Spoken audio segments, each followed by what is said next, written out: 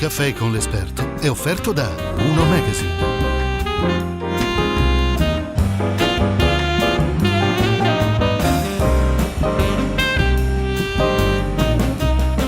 Appuntamento di Un caffè con l'esperto e ho riconvocato il sindaco Sergio Giordani, sindaco di Padova, perché ci eravamo lasciati su questo rapporto che tu hai definito, non dico idilliaco, ma buono, ottimo. A me piacciono. Hanno delle convinzioni giuste. Stiamo parlando della coalizione che sostiene il sindaco Giordani. Inizialmente penso che entrambi i gruppi, per usare un termine, si fiutavano. Quando abbiamo capito in termine reciproco che le cose, gli intendimenti sono gli stessi, la volontà è la stessa, cioè fare qualcosa per Padova e non c'erano altri scopi. Arturo Lorenzoni, il mio vice sindaco, è un civico anche lui. Tutti noi vogliamo fare qualcosa per Padova, è una bella cosa. E non ho grossi problemi, ma chiaro, io discuto ogni giorno, perché è impossibile avere la stessa linea di condotta. Ma qual è la cosa sulla quale proprio l'attrito è maggiore? Finora non c'è nessun attrito maggiore, assolutamente. Finora sono tutte cose che condividiamo, finora non c'è stato mai nessun problema. Io so che l'opposizione non vede l'ora che litighiamo, mi spiace, non litighiamo. Primo, non fa parte del mio carattere, secondo, prima di litigare devo trovare tutte le soluzioni, come con Luca Zaia, che mi ha spiazzato l'ultima volta con l'ospedale, ma io sono convinto che alla fine troveremo una soluzione. Basta parlare, discutere, essere flessibili. Non bisogna essere autoritari e dire si fa così perché l'ho deciso io. Ma io non voglio vincere, voglio che vinca sempre la città. Questo questo è importante, ma pensi che Zaia abbia, alzato la posta per poi trovare un punto d'incontro o che sia proprio la sua posizione definitiva? L'esperienza di Zaia rispetto alla mia, io sono un pollo praticamente rispetto a lui, sono un pollo, lui è bravo. Ma anche gli imprenditori sono un po' politici. Sa fare, però è concreto, anche lui secondo me vuole fare l'ospedale. Sarà ricordato per aver fatto l'ospedale di Padova, per cui è una cosa importante. A proposito, mi è venuta in mente una cosa. Tu sei stato presidente di Interporto Padova. Certo, no? Bellissima società. Bellissima, e poi tra parentesi è riconfermato, tra l'altro con il beneplacito del tuo massimo avversario, ovvero Massimo Bitonci, detto anche massimo avversario. Certo. Chissà quanto avrà rimpianto quella decisione. Ma non credo, perché se conosco bene Massimo l'ha fatto perché mi ha considerato una persona a posto, capace, come io considero lui, devo dire. Al di là di tutte le frizioni politiche, io penso, per quanto mi riguarda, penso che sia persona, anche Massimo, quando ci incontriamo ci salutiamo. Ma andresti a cena con Bitonci? Come no? E di cosa parleresti? Di tutto, come sto parlando con te, non ho problemi, non ho mai secondi fini, per cui Senti, non è un problema. I tuoi avversari politici dicono, tu prima hai parlato che... Non ho avversari. Non hai avversari, come li chiamiamo? Competitor? No? Gente che la pensa diversamente. Pensa diversamente da me, il che è anche una cosa bella, perché uno deve misurarsi con le idee degli altri. Non è detto che la mia idea sia sempre giusta. Se mi confronto con gli altri, io sogno che, però mi hanno spiegato che non è fattibile. Io sogno che quando l'opposizione ha una buona idea, la maggioranza l'accetta, e viceversa, quando la maggioranza ha una buona idea, la minoranza deve accettarla. Questo non funziona in politica. Mi spiace perché non mi piace questa cosa. Senti, io ho visto la tua pagina Facebook, c'è scritto che piaci a 10.338 persone. Considerato che Padova ha 210.444 abitanti, cosa significa? Che non piace agli altri 200.000 erotti o che non hanno Facebook? Penso che non abbiano Facebook. Io non ce l'ho, nel senso non lo amo, non lo gestisco personalmente. E ci sono espressioni pazzesche su queste cose qua. Preferisco non sapere, e ogni tanto qualcuno mi dice hanno detto, hanno fatto, non mi interessa. Chiuso. Ecco, adesso andiamo in pubblicità, poi torneremo con un episodio che ha fatto storia su Facebook e che ti riguarda durante una serata, un incontro pubblico. A tra poco.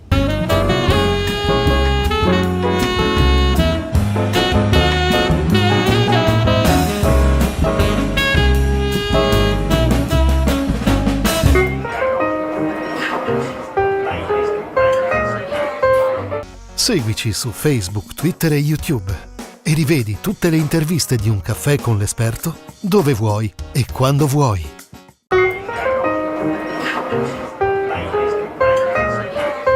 Rieccoci in studio. Caro Sergio, noi siamo amici, però insomma io devo fare il mio mestiere, tu fai il sindaco, io faccio quello che deve fare le domande scomode. Ad esempio, ho visto in internet, sul web come si suol dire, un video che gira dove sei stato ripreso, a tua insaputa, durante un incontro pubblico, si parlava del tram e a un certo punto un signore manifestava il suo dissenso dicendo che lui aveva dovuto chiudere l'attività a causa del tram. E tu hai reagito in maniera, non ti avevo mai visto così deciso e mi hai anche un po' sorpreso. E in buona sostanza gli hai dato dell'incapace. E cos'è stata? Una caduta di stile, un equivoco, non vi siete capiti? Cosa... Primo, non è che non sapessi, sapevo perfettamente che ero ripreso. Secondo, era un'opposizione abbastanza sgradevole per preconcetti. Terzo, io ho sbagliato, che sia chiaro. Mi sono fatto prendere dall'euforia della discussione e dopo 2 minuti dopo mi sono scusato, ho detto no, non era il modo di esprimermi, solitamente non lo è, però era molto acceso come dibattito e per cui io cercavo di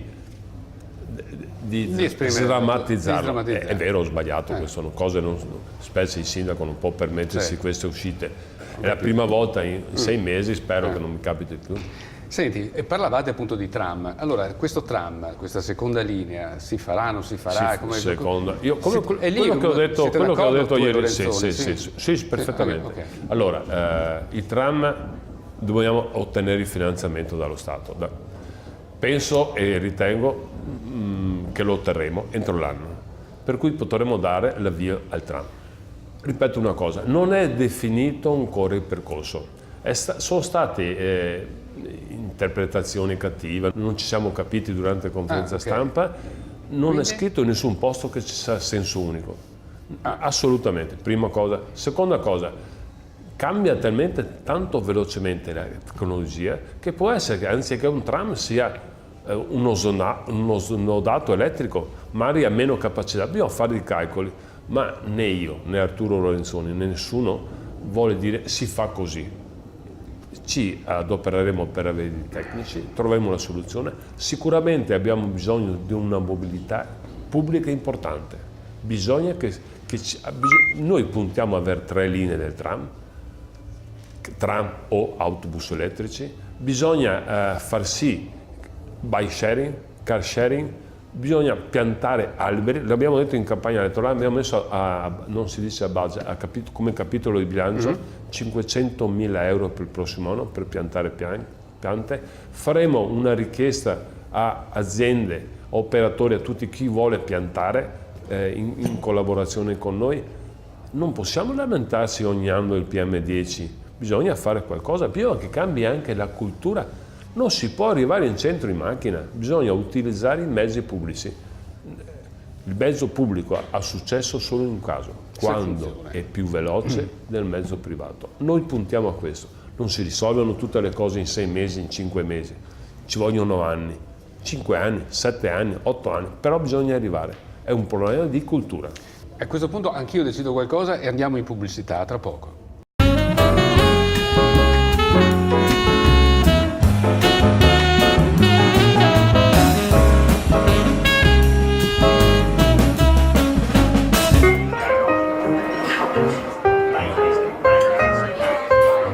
Seguici su Facebook, Twitter e YouTube e rivedi tutte le interviste di Un caffè con l'esperto dove vuoi e quando vuoi.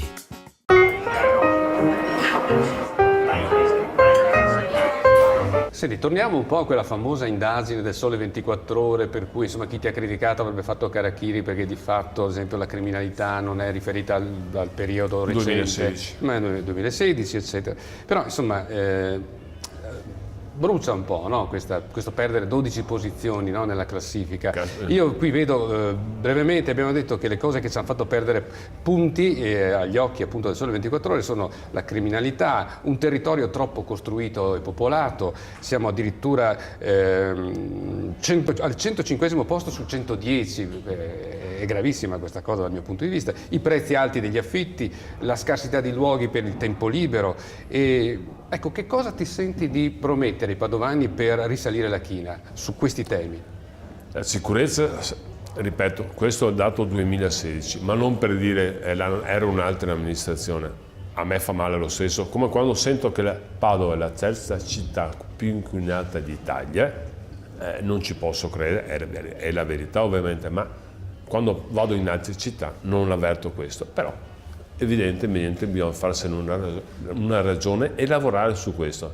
Lavorare si fa con piccoli interventi o con grandi interventi in continuo. Stiamo cercando all'Arcella di illuminarla meglio, di pulirla meglio, di sfalciare l'erba. Quando siamo arrivati abbiamo trovato una situazione dell'erba, non per colpa di Bitonci, non sto facendo, ma perché purtroppo è stato il commissario,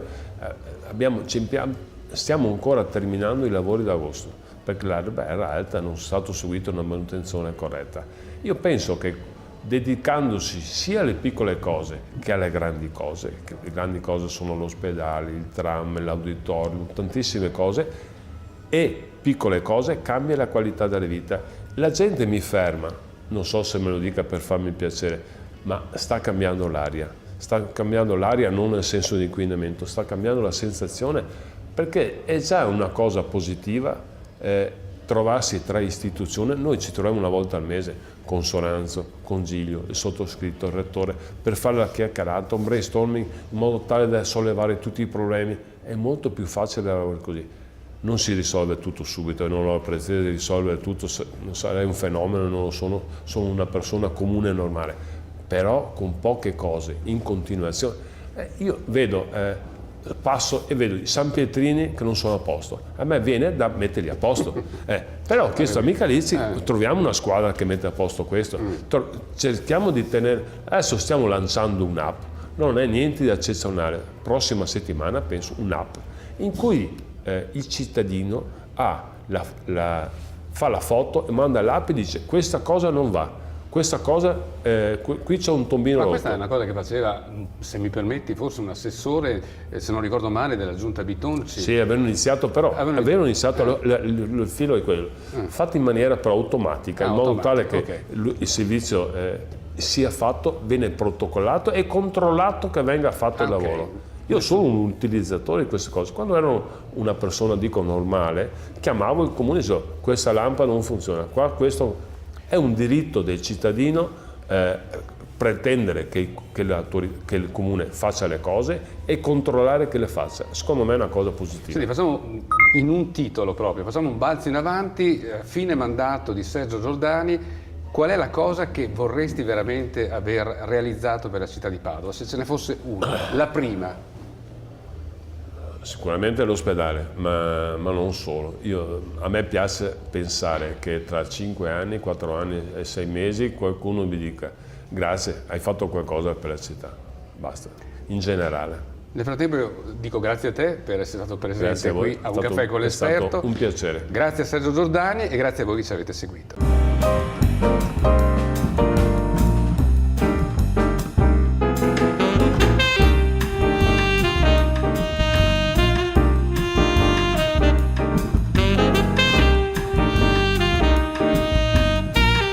Un caffè con l'esperto è stato offerto da Zanutta, una casa da vivere, e Uno Magazine.